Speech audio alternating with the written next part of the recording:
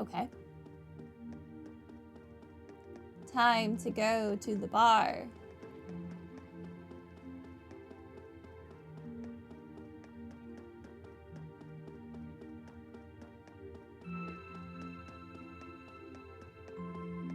I'm here now.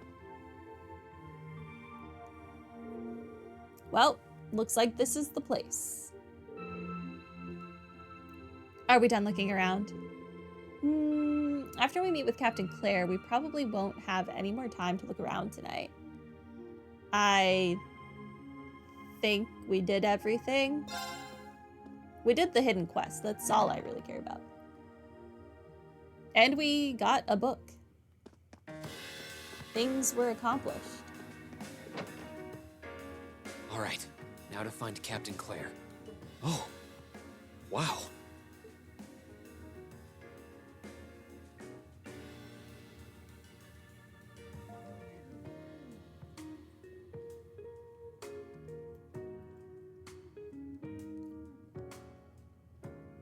Man, Fee, maybe you are interrupting something.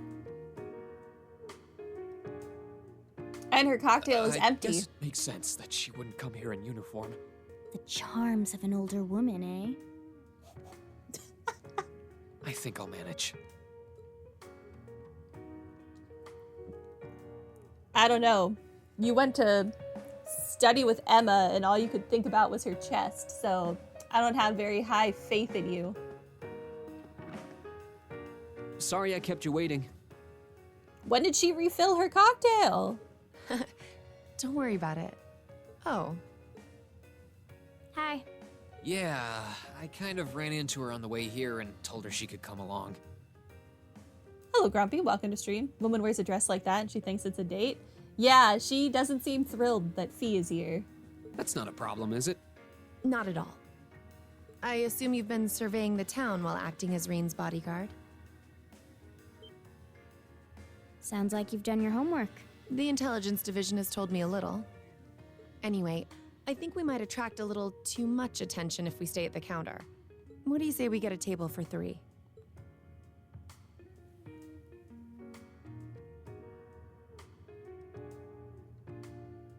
It's good to see you both.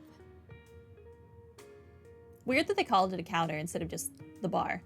I think this may be the first time we've been able to have a proper conversation. I don't think I've ever referred to the bar as a counter, but I guess technically you're not wrong. You may be right.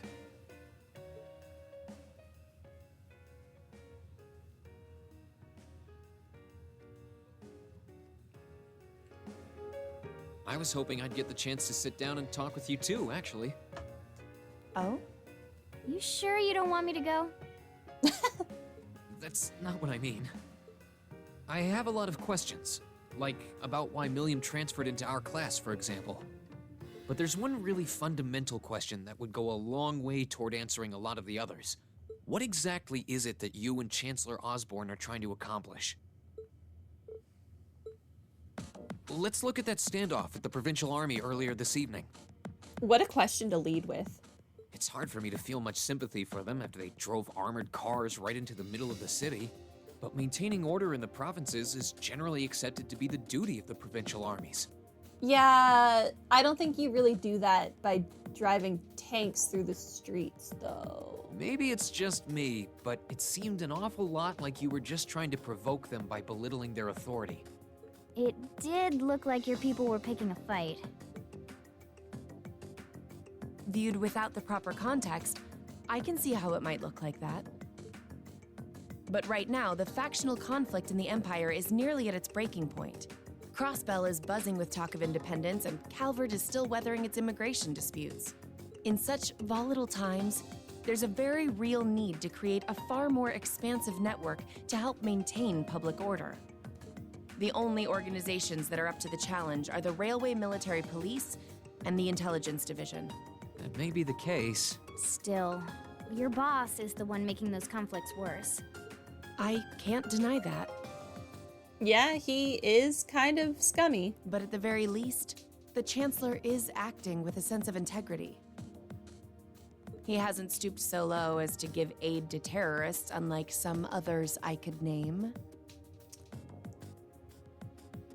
Are you suggesting he didn't lead the terrorists to Crossbell intentionally to screw them over? Because I kind of beg to differ. I want you to at least understand that. Wait, so Wow, she really said it. So the noble faction's been the one backing the terrorists, huh? I'm afraid there's no longer any doubting it. We've all but confirmed the involvement of Duke Cayenne, the most prominent representative of the four great houses. The 3 airships the Imperial Liberation Front have been using have been traced back to Ordis as well. I'd wondered how they got their hands on those. Well, let's hope our teammates don't die while they're in Ordis then. I've heard the Duke is just a gaudy old man, but Eustace's brother came to pick him up in Legram, didn't he? That's what Toval told us. And now, Rufus just so happens to pop up on another of his secret trips. Captain Claire, what's going on in Ruhr? And how are Elisa's family and the Rhineford Company involved? I guess it's time to get to the matter I called you here for in the first place. The Railway Military Police is currently weighing the possibility of a forced inspection of Rhineford's first factory. Sounds serious. The first factory belongs to one of Rhineford's major divisions, right? Correct. It's one of the main divisions and handles the bulk of the company's iron and steel processing, among other things. They're also currently under suspicion of something I'm not at liberty to discuss with you right now. I guess that's why you were trying to figure out how much iron is coming out of the mine? The 2 of you are aware that project management at Rhineford is split up across several major branches, right? It is? And on top of that, she's got her hands in the development of our Arcus units, too. It's way too much work for one person. How many projects does Mother have under her wing right now? Well, I'm afraid I can't give a simple answer to that. But suffice to say, the chairman only knows about a small number of the projects in development by the Rhineford Group. Well, lately, the directors have. Come to think of it, I overheard Elisa and Sharon talking about something like that. For years now, Rhineford has been the Empire's heavyweight when it comes to heavy industry and manufacturing. The company is split into different divisions that handle things like steel production, railways, weaponry, and tools. The problem is that those divisions have simply become too large enough to have their own internal allegiances, some to the nobles, with others supporting the reformist faction. Are you serious? So even companies are taking sides. I mean, what do you expect? They're gonna take whatever side gives them the most benefits. I'm sure Irina Rhineford is aware of this to at least some extent as the company's chairman, but the self-supporting accounting system she introduced has the side effect of granting each division a long leash. Because of that, I doubt even she has a full grasp of the situation. I don't know about that. Sharon probably knows everything, though. So, the first factory you guys have your sights set on for that inspection is aligned with the Noble faction, I assume. You assume correctly. And the Provincial Army is doing everything it can to stop us from carrying out that investigation. That's what led to this evening's quarrel. I imagine Chairman Irina is currently doing her utmost to rein in all the divisions and get them back in line. The thing is, when she seized control of the company 5 years ago, she had to rely on support from both sides. Being indebted to them like that, I have my doubts she'll be able to target the underlying problem. It's sounding shadier by the minute. You can say that again. The situation seems even more dire than I thought. And while all this is going on, the factional conflict keeps burning hot across the rest of the Empire. I've told you as much as I can right now. Tensions are mounting all over the country, but Ruhr has an extra fuse of its own. Try to gain an understanding of the crisis unfolding here. Then do your best to stay out of it. I feel like our way of understanding a crisis is by getting right into the fray. Whatever other lessons Class 7 takes away from this field study, I hope that ends up on the list. I wish you the best with the remainder of your field study. Thank you, I'll apparently need it. Please have the bill sent to the Railway Military Police Branch Office in Ruhr Station. Certainly. Enjoy the rest of your evening. You're writing this off as a work expense? That's funny.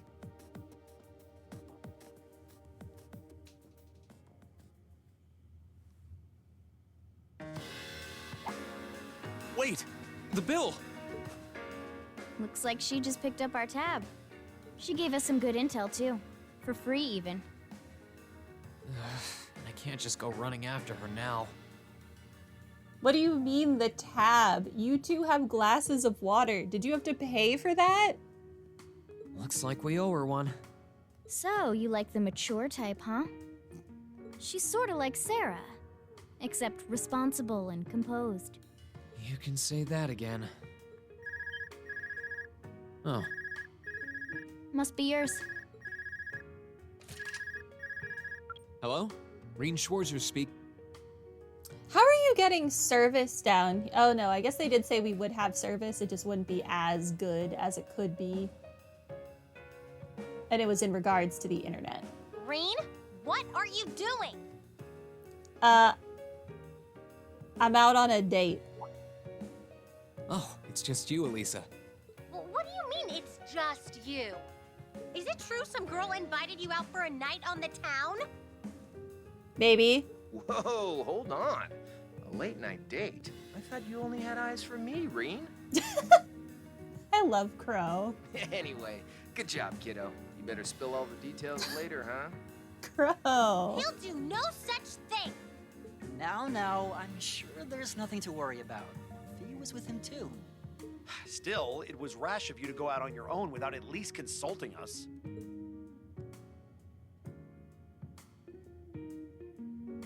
Ready to head back?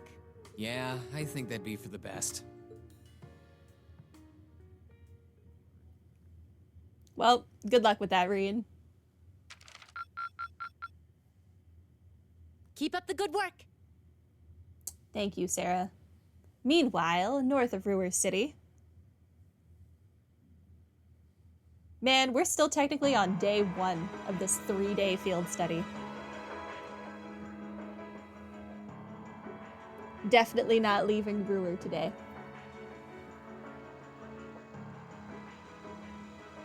Oh, you people. That's great. The time has come. First Heimdall, then Crossbow, now Ruhr shall be the third to witness our conviction. As you wish. We'll hit him so hard, they'll be picking up the pieces for weeks. You heard the boss, man. Tomorrow's a red-letter day for us. A real do-or-die moment, in every sense of the word. All our preparations will be rewarded soon, when we sweep in and take the Chancellor's head. Is the Chancellor going to be in Ruhr tomorrow? Keep your eyes on the prize, and give it all you've got! Yeah!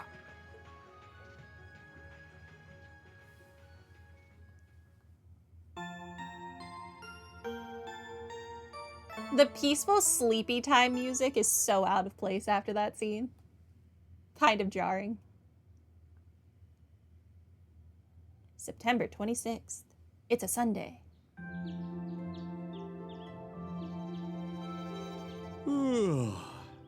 So tired. The air here is so fresh, especially for a city with this many factories. It must be because we're up in the mountains.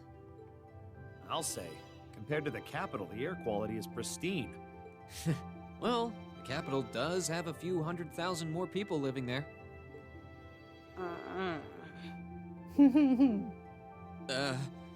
Sure is a nice day today, isn't it, Elisa? Yeah, how about that weather? Not as nice as last night must have been.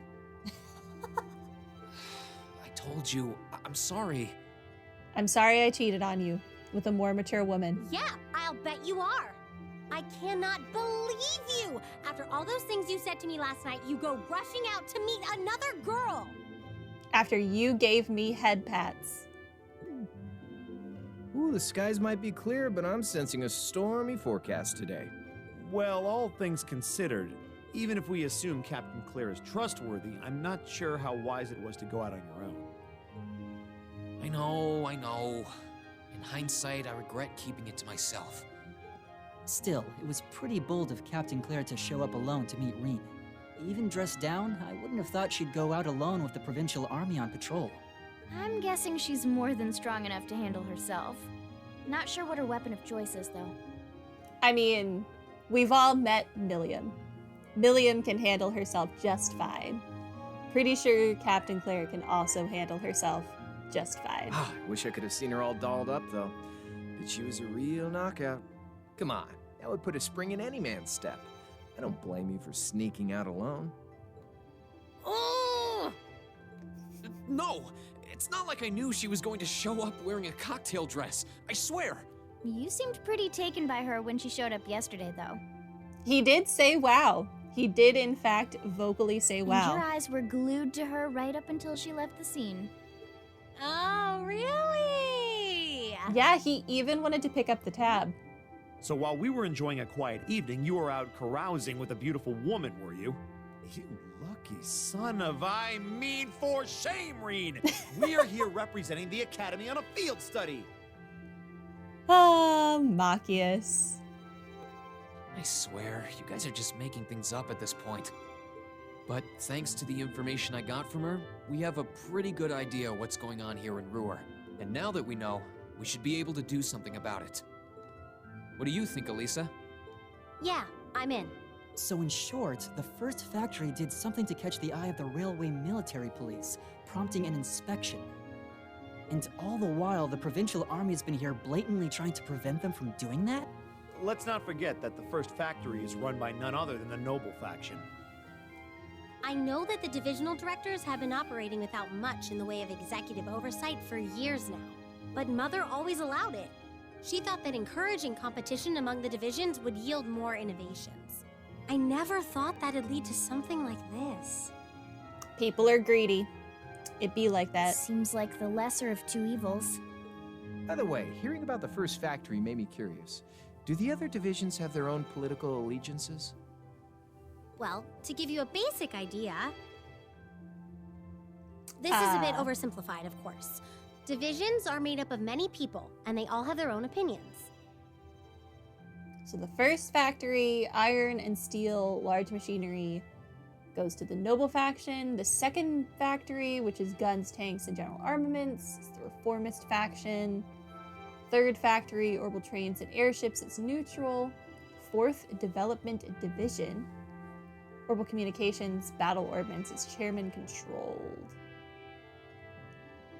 But the positions of each division's directors are clear as day, though. PowerPoint?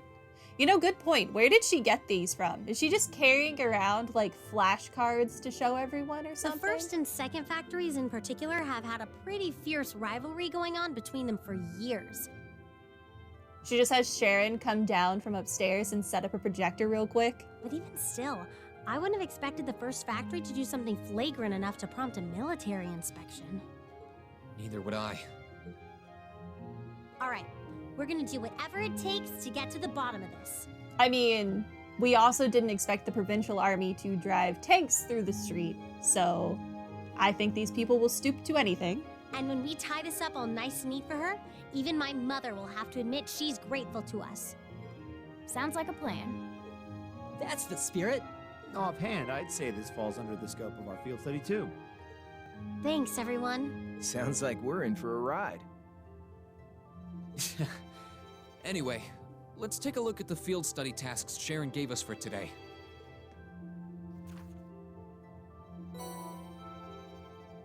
Okay, field study envelope September. What are we looking at? Crying over lost milk. Client Vanilla. Milk is missing. Could you please help us find our beloved little cat? Any would-be heroes should come talk to me at my house next to the dining bar F. Vanilla. Your name is Vanilla and you named your cat Milk? I kind of love it. Shots fired, Chief Sandy. Those of us at Rhineford's second factory have developed a new type of orbital gun, and we'd like to have it tested. Speak with me in RF Arms if you fancy giving it a shot. Okay. I appreciate the pun. Giving it a shot. Haha. Haha. Alright. Nordia Highway, a monster from the Provincial Army again. A ferocious monster has appeared on the Nordia Highway. The Nordia Provincial Army hereby requests its extermination. Oh, it's a Hydra. I wonder if it'll actually look like a Hydra in this game, or if it'll be another hand monster freak from Zero. Location, open area off the Nordia Highway. Once the monster is eliminated, please report to the soldiers in front of Murky Ragner's residence. Got it. This is next to the bar. Yeah, I think we can handle these. It's still 8 a.m., so we have plenty of time to work our way through the list. Disgusting. And so while early. we're doing that, we can ask the people we meet about how things stand between Reinford's divisions. Look alive, everyone. It's time to get to work. Right. Roger. Gotcha.